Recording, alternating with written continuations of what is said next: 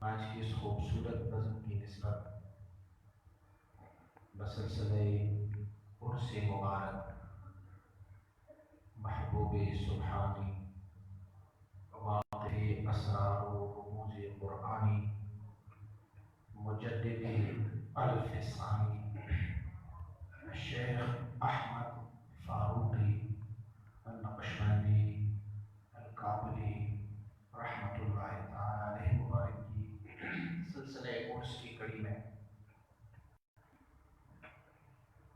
یہ بات ذہن نشین فرمائیں کہ ہمارے علماء اور فضلاء نے ابھی اپنی خطابات میں حضور امام ربانی مجدد الفسانی رحمۃ اللہ علیہ کی کرامات و آپ کی شان کے بارے میں فرمایا. صاحب روضۃ القیومیہ آپ علاقے میں لکھتے ہیں کہ اگر حضور کی ساری کرامات کو سارے فضائل کو ایک طرف رکھی جائے اور کسی کو ان فضائل کے بارے میں نام بتائی جائے اور صرف ایک فضیلت آپ کی ذکر کی جائے کہ آپ مجدد الف سالوں کی مجدد ہے اور یہ فضیلت تمام فضائل پر بہتر ہوگا.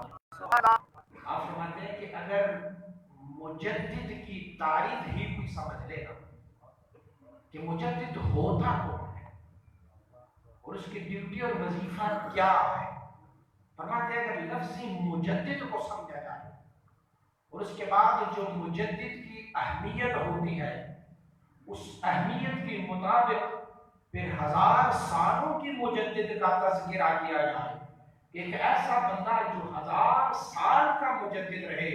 فرماتے امام ربانی مجدد الفسانی کو اللہ کریم نے یہی عظمت جو عطا فرمائی ہے یہ سب سے افضل اور بہترین عظمت ہے. اور آپ کی مناقب میں لکھتے ہیں، فرماتے ہیں کہ انبیاء میں جیسے پروردگار عالم نے ہمارے اور آپ کے آقا محمد مصطفیٰ صلی اللہ علیہ وسلم کو ہر لحاظ سے، آپ کی جسم اطہر کے لحاظ سے، آپ کی اعضاء مبارکہ کے لحاظ سے، آپ کی علمیت کے لحاظ سے، آپ کی افضلیت کے لحاظ سے اور آپ کی رابطہ بین اللہ اور بین العبد کی وساطت سے حضور مصطفیٰ کریم کو جو فضیلت اللہ نے نبیوں میں عطا فرمائے ہے، اللہ کریم نے مجدد اعظم کو وہ فضیلت اولیاء میں عطا فرمائے. اور مماثلت کا جب تذکرہ کیا جاتا ہے کہ رب کائنات کے مجدد اعظم کو حضور سید عالم صلی اللہ علیہ وسلم سے جو مماثلت عطا فرمائی ہے، آپ مبارک نے خود اپنی ایک کلام میں لکھا ہوا ہے.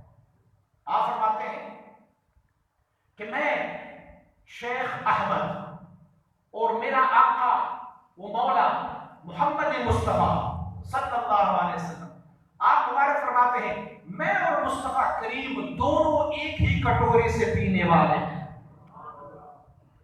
اب لوگ تصور کریں گے کہ کٹورا کوئی پانی والا کٹورا ہوگا، ان سے پیتے ہیں دونوں.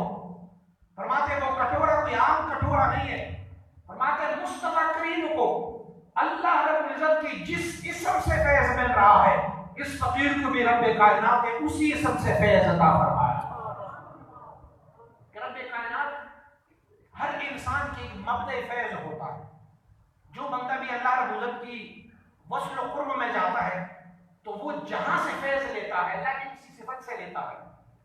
صفت العلم ہے، صفت الکلام ہے، صفت السمع ہے اللہ رب العزت کی. ایک اسماء و صفات سے جو فیض لیتے ہیں اسے کہتے ہیں مبدأ فیض.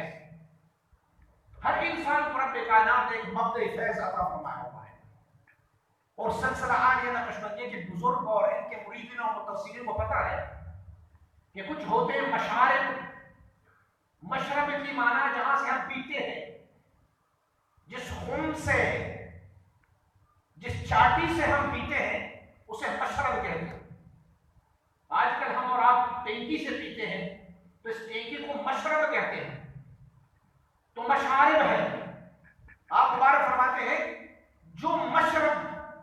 محمد مصطفیٰ صلی اللہ علیہ وآلہ وسلم بارکہ ہے، وہ مشرب آپ کا مبدع فیض اللہ رب العزت کی صفت العلم ہے۔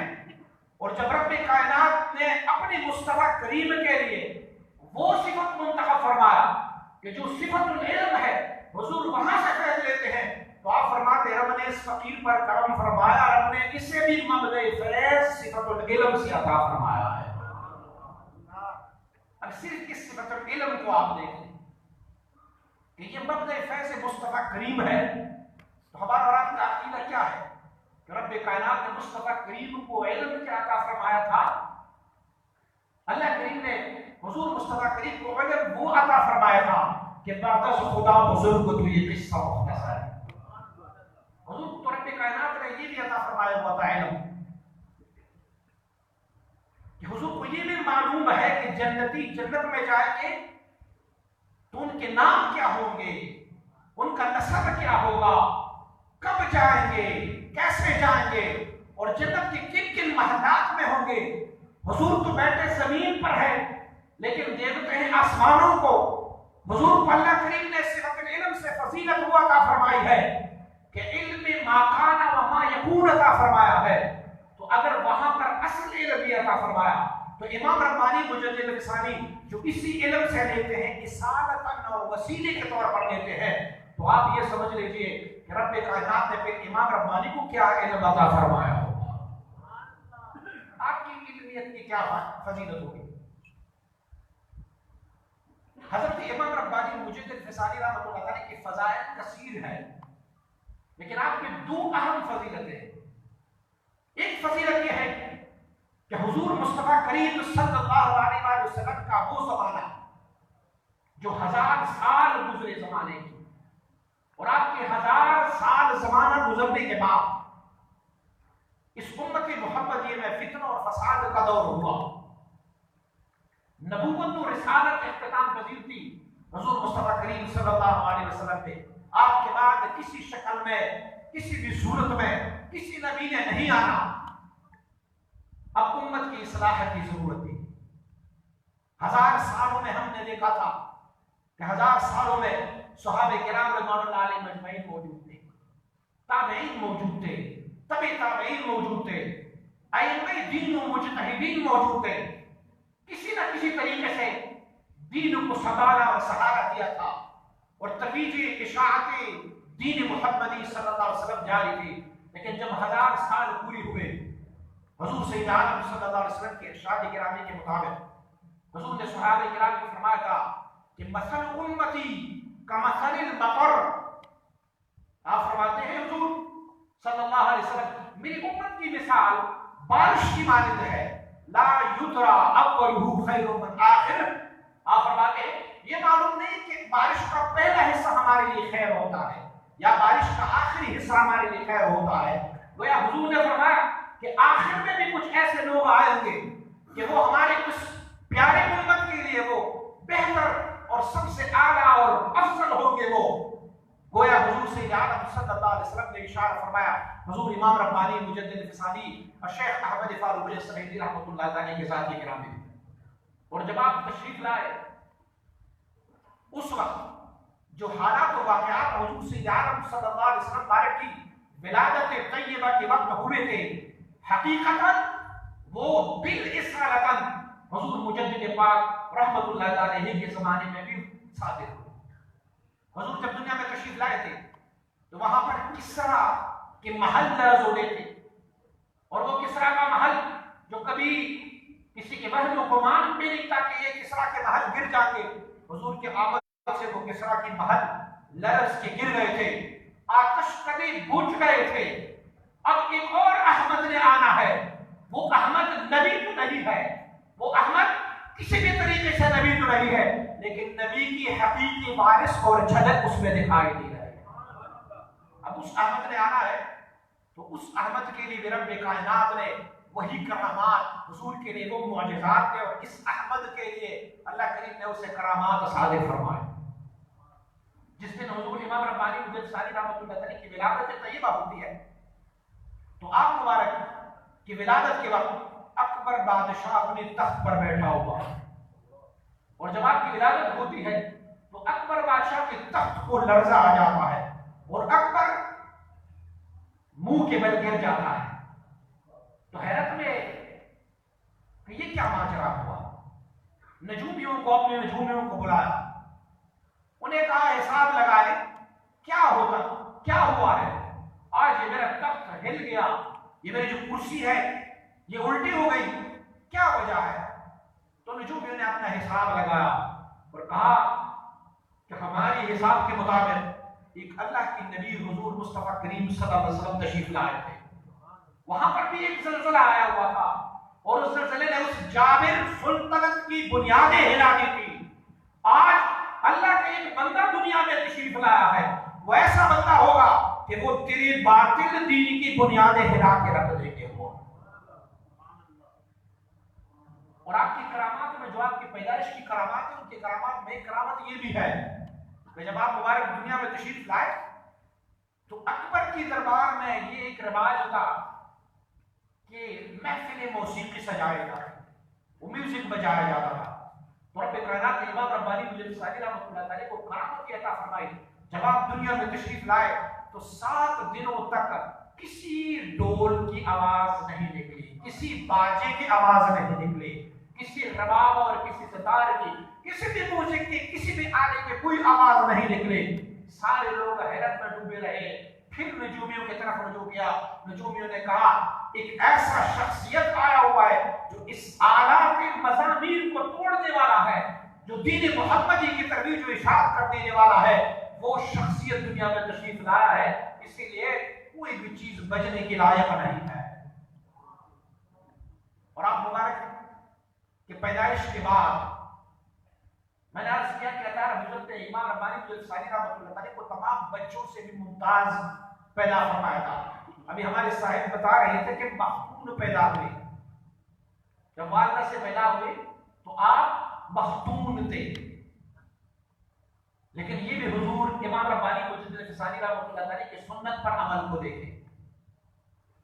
آپ مبارک کی والد گرامی حضرت شیخ عبدالاحد رحمہ اللہ تعالی, آپ مبارک فرماتے ہیں کہ جب یہ شیخ احمد پیدا ہوا, جب میرا بیٹا پیدا ہوا تو فرماتے ہیں یہ مختون تھا, لیکن میں نے یہ سمجھا کہ ختنہ حضور کی سنت ہے, سیدنا ابراہیم علیہ نبینا علیہ السلام کی سنت ہے.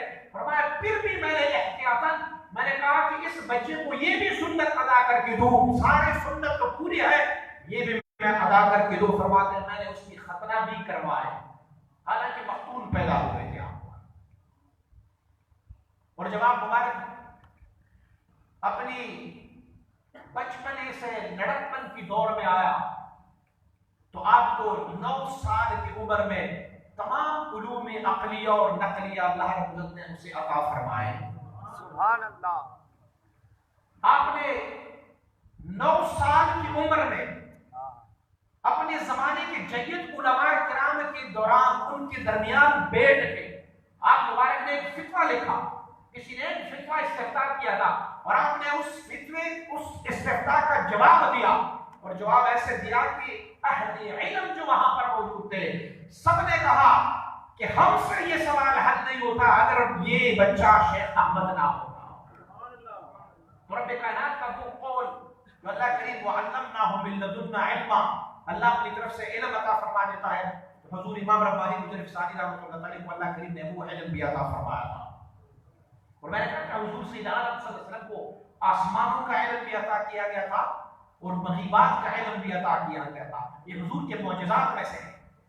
لیکن کرامتاً حضرت امام ربانی مجدد ثانی رحمۃ اللہ تعالی کو بھی الہ العالمین نے وہ کرامت عطا فرمائی تھی, وہ دلوں کی بھید کو جانا کرتے ہوئے تھے.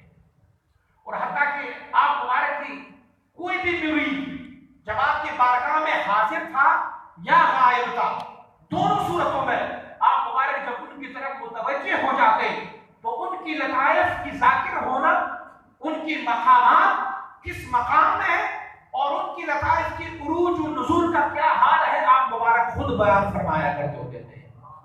اور حتیٰ کہ آپ لوگوں نے تو سماعت فرمائی کہ آپ کے مرشد گرامی کمال بھی تو یہ ہے کہ آپ کے مرشد آپ کا مرشد بھی ہے اور آپ کا مرید بھی ہے. مرشد، آپ کا مرشد بھی ہے اور آپ کے مرید بھی ہے. کیا ہی پیارا جملہ لکھا آپ نے اس مرید کو جو مرشد بھی بنا ہوا ہے. آپ مبارک نے حضرت خواجہ باقر بلّہ رحمہ اللہ اپنی مرید حضرت مجدد الفسانی رحمۃ اللہ علیہ کو لکھتے ہیں کہ وَلِلْأَرْضِ مِنْ كَأْسِ الْفَقِيرِ نَصِيبٌ. آپ نے لکھا ہے جملہ، کہا یہ جو پیاسی زمین ہے اسے بھی کریم کی پانی کی طلب ہے. اپنے مرید شیخ احمد سعیدی رحمۃ اللہ تعالی آپ کو لکھتے ہیں، آپ نے ایک مکتوب ان کو لکھا، فرمایا مجھ فقیر کی حال پر بھی رحم فرما. تو حضرت مجدد الفسانی رحمۃ اللہ تعالی اپنے ایک مکتوب میں آپ کی طرف اشارہ فرماتے ہیں اور لکھتے ہیں، فرماتے ہیں کہ وہ عزیز متوقف، وہ میرا دوست جو ایک مقام میں محبوس تھا، جو ایک مقام میں بند تھا، فرماتے ہیں میں نے انہیں توجہ کی اور اس مقام سے وہ فوق کے مقام پر گیا ہے. فرمایا یہ جو خط پڑھنے والا ہے یہ خود سمجھ جائے گا کہ اب کون سے مقام پر. تو وہ اپنے مرشد کے لیے بھی توجہ فرماتے ہیں. آپ کی ایک سالکہ ہے حضرت بی بی معصومہ. ہم سلسلہ عالیہ نقشبندیہ میں جو خواتین کو ارشاد خط دے دیتے ہیں اور ان کے لیے آگے سلسلہ بڑھانے کی، اس میں کافی علماء کا بھی اختلاف ہے کہ بھائی خاتون کوئی رہبر نہیں ہو سکتی، خاتون جو ہے وہ کسی کو ذکر تلقین نہیں کر سکتی. تو آپ مبارک کی ایک خلیفہ ہے اور وہ خاتون خلیفہ ہے، وہ بی بی معصومہ کے نام پر ہے اور افغانستان کے شہر مزار شریف میں آپ کا مرکز منور ہے. تو آپ وہاں ہوا کرتی تھی افغانستان کے اس علاقے میں، اور مجدد الفسانی رحمۃ اللہ تعالی ہندوستان کی دلی میں ہوتے. آپ مبارک یہیں سے توجہ فرماتے تو اللہ ان کے مقامات کو وہاں بلند فرمایا کرتے. بولے وہیں سے. اور یہ تو مجدد الفسانی رحمۃ اللہ تعالی کا کمال تھا، لیکن اس معصومہ کو کیا کمال عطا فرمایا. فرمایا چونکہ تو ایک خاتون ہے اور مردوں کی محفل میں یا مرد آپ کی محفل میں نہیں آ سکتے، تو اپنی مریدوں کو حکم فرمایا کرتے ہوتے تھے کہ بی بی معصومہ کے دربار میں جایا کریں اور دیوار سے باہر بیٹھے رہیں. تو معصومہ اگر آپ کو توجہ کرتی جائے گی تو دیوار درمیان میں حائل ہونے کے باوجود بھی وہ تمہارے لطائف کو عروج دے سکتی ہے. اور یہی حالت ان کی محفل میں ہوا کرتی. تو اگر غلاموں کی یہ حال ہے تو پھر آقا کا کیا مرتبہ اور مقام ہوگا.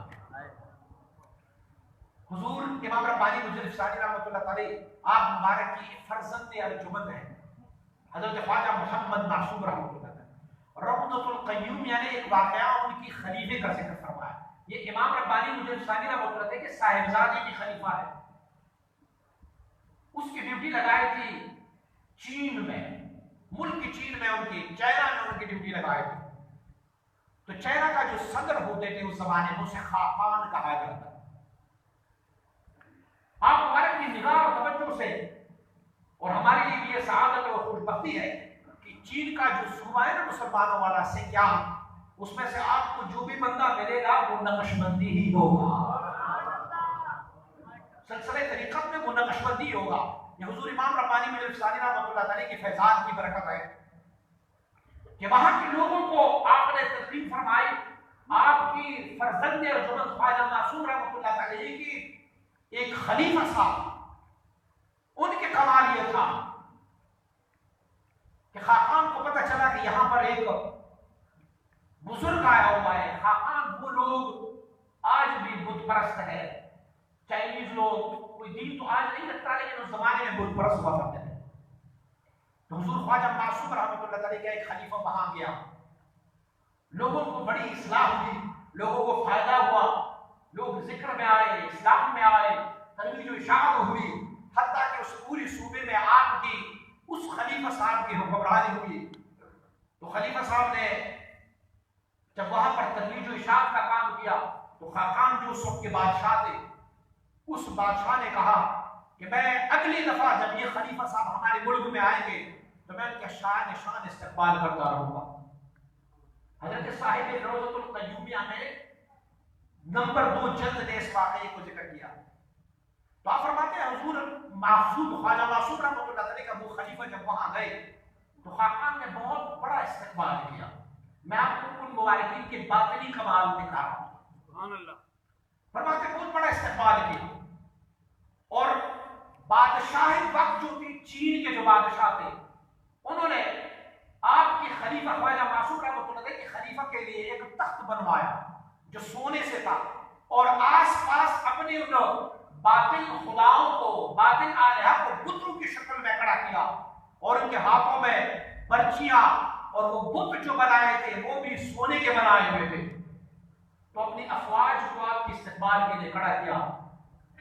آپ کے یہ خلیفہ صاحب جب وہاں پہنچے تو اللہ کے یہ بندے جو ہوتے ہیں نا یہ عزیمت پر عمل کرتے ہیں, رخصت پر عمل نہیں کرتے.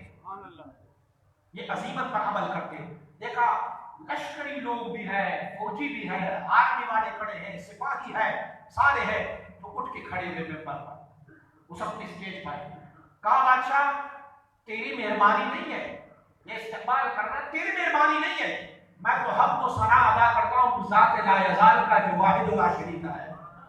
میں اپنی مرشد گرامی کی نگاہوں ان کی طفیل آج اس پر کرے کر ہوں. یہ آج جو سونا بچھا ہوا ہے, یہ آج جو چاندی میرے سامنے ہے, یہ آج جو فوج اور لشکر ہے, بادشاہ تیری مہربانی نہیں ہے, یہ تو میرے مرشد کی نگاہ کرم کا طفیل ہے. سبحان اللہ. یہ ان کی طفیل میں ہوں. لہٰذا میری ایک فرض ہے اور فرض یہ ہے کہ تم سارے مسلمان ہو جاؤ کلمہ پڑھو, وگرنہ ٹھکانہ تمہارا جہنم ہے, کوئی اور ٹھکانہ نہیں. تو ان کی لشکر میں افراتفری پیدا ہوئی. کچھ لوگوں نے کہا مسلمان ہوتے, کچھ نے کہا نہیں مسلمان ہوتے, حتیٰ کہ وہاں پر ایک جنگ کا فضا شروع ہوا. اور جب انہوں نے اپنی برچیاں اور اپنی تلواریں لے کے یا اپنے اسلحے اٹھا کے جب حضرت کی خلیفہ اور ان کے ساتھ جانے والوں پر حملہ کرنے کی کوشش کی تو آپ اٹھ کے کھڑے ہوئے, کلو بیٹھ جاؤ, لڑنا ہے مجھ سے, اسلام کی خاطر لڑنا ہے. فرمایا میں نہیں لڑوں گا, یہ تمہارے باطل آلہہ جو تم نے بت بنائے ہوئے ہیں یہ میری طرف سے تو تمہارے ساتھ لڑیں گے. اشارہ فرمایا بتو جاؤ ان سے لڑو. سارے بت لڑنے کے لیے چل پڑے ان کی طرف. سبحان اللہ. یہ صاحب روضۃ القیومہ نے دوسری جلد میں لکھا ہوا ہے. تو آپ فرماتے ہیں کہ جب انہوں نے یہ دیکھا کہ خود تو صاحب بیٹھا ہوا ہے مسجد پر اور ہمارے بنے ہوئے بت, ہمارے بنے بنائے جو ہم نے اپنے ہاتھوں سے بت بنائے تھے وہ ہمارے لیے لڑائی کے لیے آ رہے ہیں, تو وہ سارے لوگ جو تھے اس علاقے کے مسلمان ہوئے اور حضرت کی عقیدت پہ آئے. تو آپ نے لکھا ہوا ہے یہ حضور امام ربانی مجدد الفسانی رحمۃ اللہ علیہ کی ایک خلیفہ کی خلیفہ کا کرامت ہے, تو اصل کی کیا کرامت ہوگی. سبحان اللہ. فرماتے اصل کی تو نگاہ یہ ہے کہ آپ تقدیریں بدل لیتے ہیں. ابے حضرت نے فرمایا نا پہلے حضرت طاہر بندگی رحمۃ اللہ علیہ کی وہ تقدیر آپ نے تقدیر کی, لیکن اس میں تقدیر میں جو ایک معلق ہے اور ایک مبرم ہے, جو دو تقدیریں تھیں اس میں سے کسی اور کو پتہ نہیں تھا کہ کوئی تیسری تقدیر بھی ہوگی کہ نہیں. معلق کی معنی کسی بندے کے ساتھ یا ان کی دعا کے ساتھ معلق ہو. مثلا ہم ایک معلق تقدیر یوں سمجھ سکتے ہیں, ایک بندہ اگر چھت کے اوپر چڑھ جاتا ہے اور تیسرے چوتھے منزل میں اور وہاں سے وہ چھلانگ لگائیں تو لوح محفوظ میں ان کی تقدیر یوں لکھی ہوگی کہ اگر یہ بندہ وہاں سے چھلانگ لگائیں گے تو نیچے گر کے مر جائیں گے, اور معلق اگر بنایا ہوگا تو تقدیر یوں لکھی گئی ہوگی کہ اگر یہ بندہ سیڑھیوں سے اتر کے نیچے آئے گے تو یہ نہیں مرے گا. ایک بندہ اس کی تقدیر میں یہ لکھا ہوگا کہ اس بندے کو فلاں بیماری ہوگی اور ساتھ ان کو معلق کیا گیا ہوگا کہ اگر یہ فلاں حکیم, فلاں طبیب, فلاں دم والے کے پاس جاتے ہیں تو یہ ٹھیک ہو جائیں گے, اگر ان کے پاس نہیں جاتے تو یہ مر جائیں گے. یہ معلق تقدیر ہے. اور دنیا میں ایک اور تقدیر کو بھی جانا جاتا تھا, اسے مبرم کہا جاتا تھا. مبرم وہ ہے کہ اس پر بس اٹل لکھا ہو جاتا, اٹل لکھا ہوتا ہے کہ اس بندے نے مرنا ہی مرنا ہے, اسے کوئی تبدیل نہیں کر سکتا. حضور طاہر بندگی رحمۃ اللہ علیہ کے مسئلے میں جب امام ربانی مجدد ثانی رحمۃ اللہ علیہ متوجہ ہو جاتے ہیں تو آپ فرماتے ہیں میں نے رب کائنات کی بارگاہ میں بہت دعا کی کہ ربا مجھے تقدیر دکھا دے کہ کون سی تقدیر ہے. فرماتے ہیں مجھے دکھایا گیا کہ تقدیر مبرم تھا, یعنی کبھی اس میں گنجائش تقدیر کی نہیں تھی, فرماتے میں نے اپنی بیٹوں کو کہا کہ تقدیر مبرم ہے، تو میرے صاحبزادوں نے مجھے کہا ایک بار پھر آپ متوجہ ہو جائیں دیکھیں۔ فرماتے جب میں خوب متوجہ ہوا تو رب نے مجھ پر اشکارا فرمایا ایک اور تقدیر بھی درمیان میں تھی جو دکھائی تو مبرم تھی، لیکن اسے رب نے صرف میری دعا کے ساتھ معلق فرمایا ہوا تھا۔ تو گویا معلوم ہوا کہ تقدیر پہ 3 قسم کے بنے ہوئے تھے، ایک معلق، ایک وہ جو بظاہر مبرم دکھائی دیتا ہے فی الحقیقت وہ مبرم نہیں ہوتا، اور ایک مطلق مبرم ہوتا ہے۔ فرماتے جب میں نے دیکھا کہ یہ تقدیر ایسی تھی کہ جو بظاہر تو دکھائی دے رہی تھی کہ یہ مبرم ہے، لیکن فی الحقیقت وہ معلق تھی، اور معلق بھی اس فقیر کی دعا کے ساتھ تھی۔ فرمایا میں نے دعا کی ربا اس طاہر بندگی کو، طاہر لاہوری کو ہدایت عطا فرمائے۔ امام ربانی کا ہاتھ اٹھنا تھا اور طاہر بندگی کی تقدیر بدلتے ہو گئے، سبحان اللہ، آپ کی تقدیر تبدیل ہو گئی، سبحان اللہ، واپس طاہر اسلام میں شامل ہوا۔ رب کائنات نے آپ کو یہ کمال عطا فرمایا ہوا ہے، اور صاحب حضرات القدس نے لکھا ہوا ہے کہ حضرت امام ربانی مجدد فسانی رحمۃ اللہ علیہ کو رب کائنات نے ایک اور بھی فضیلت عطا فرمائی۔ ابھی آپ نے سماعت فرمائی کہ آپ کی قبر انور سے اگر کوئی ایک مٹھی مٹی اٹھا لے اور اپنی قبر میں ڈالے تو اللہ کریم ان کی قبر سے عذاب قبر کو اٹھاتا رہے گا، ان کے قبر میں نہیں ہوگے۔ وجہ کیا ہے؟ حضرات القدس نے لکھا ہوا ہے، اس کی وجہ یہ ہے کہ جب حضور امام ربانی مجدد فسانی رحمۃ اللہ علیہ کی رحلت ہوئی تو کعبۃ اللہ کی زمین چل کے آپ کے قبرستان میں آئی، آپ کے قبر والی جگہ میں آئی، تو آپ کی قبر والی جگہ میں آئی اور وہاں پر مسکن رہی۔ تبھی امام ربانی مجدد فسانی رحمۃ اللہ علیہ نے فرمایا یہ میرا جو مرقد ہے جہاں میں مدفون ہوگا، جہاں میں دفن ہوگا، فرمایا یہ بھی جنت کی ٹکڑوں سے ایک ٹکڑا ہے، سبحان اللہ۔ رب کائنات نے اس کو فضیلت اور بہتری عطا فرمائے۔ اور آپ کی ایک فضیلت اور بھی مشائخ نے ذکر فرمایا ہوا ہے۔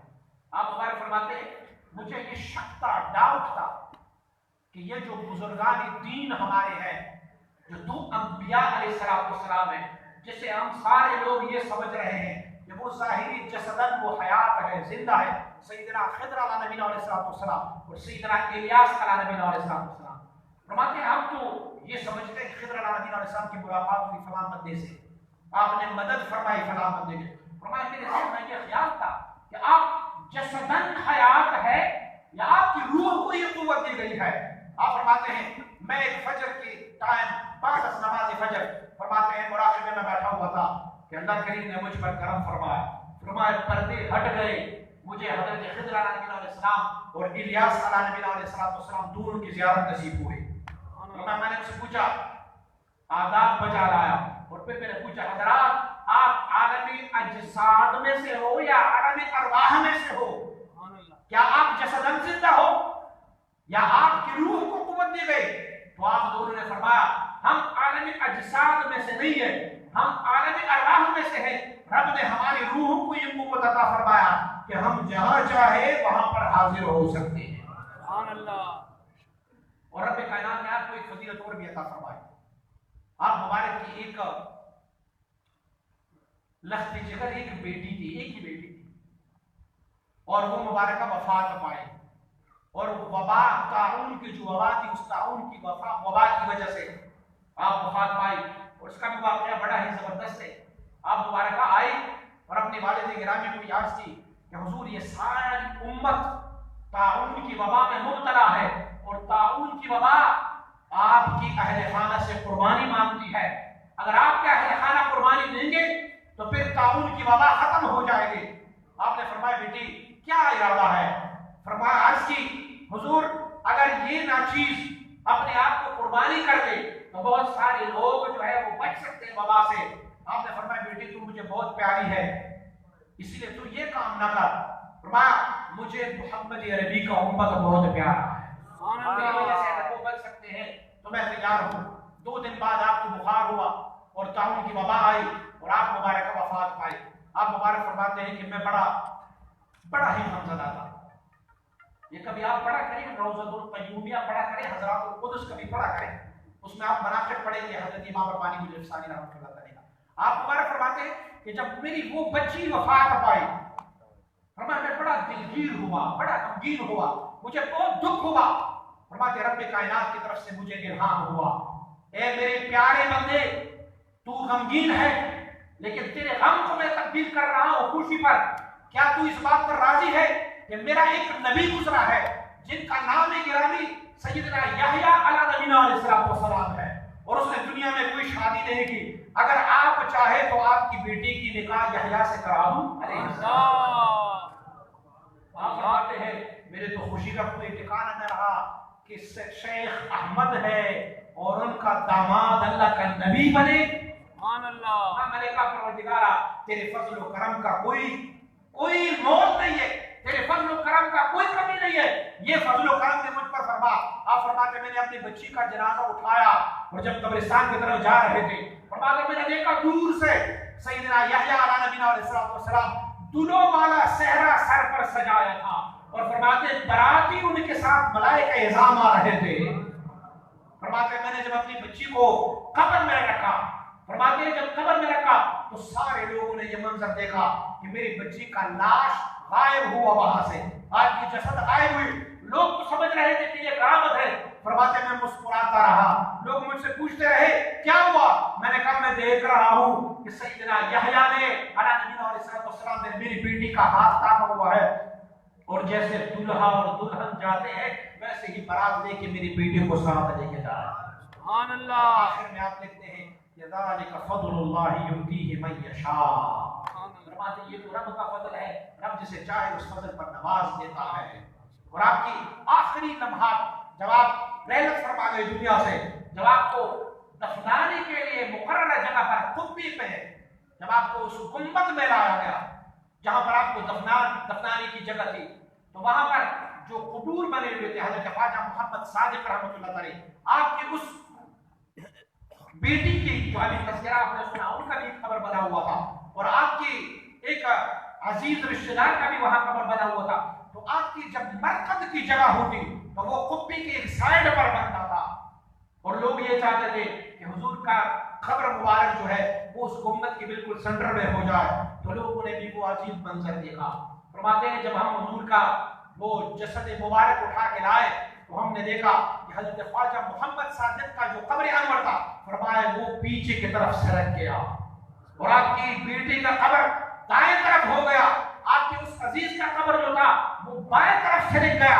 فرماتے سینٹر میں جگہ بنی تو امام ربانی مجدد رسالہ۔ سبحان اللہ، سبحان اللہ۔ آپ سب کو مبارک ہو، آپ مجدد رسالہ کے مرید ہو۔ سبحان اللہ۔ آپ سب کو مبارک ہو، آپ اس ہستی کے مرید ہو کہ آپ فرماتے ہیں قیامت تک میرے سلسلے میں جو بھی آتا ہے میں اس کی والد کو بھی جانتا ہوں، میں اسے بھی جانتا ہوں، میں اس کی علاقے کے بھی جانتا ہوں۔ فرماتے حتیٰ کہ مجھے ان کے چہرے بھی دکھائے گئے ہیں، تو انشاءاللہ ہمارے چہرے آپ کو دکھائے گئے ہوں گے۔ اللہ ہماری ان نسبتوں کو سلامت رکھے، اور بشارت ہی کیا خوب فرمایا، رب کریم نے مجھ سے وعدہ فرمایا ہے کہ اے مجدد، اے شیخ احمد، فرمایا رب نے فرمایا کہ تیرے سلسلے میں آنے والا ہر بندہ تیری وجہ سے میں معاف کرتا رہوں گا، اسے جنت میں داخل فرماتا رہوں گا۔ رب ہماری حاضری کو بھی قبول فرمائے۔ صلی اللہ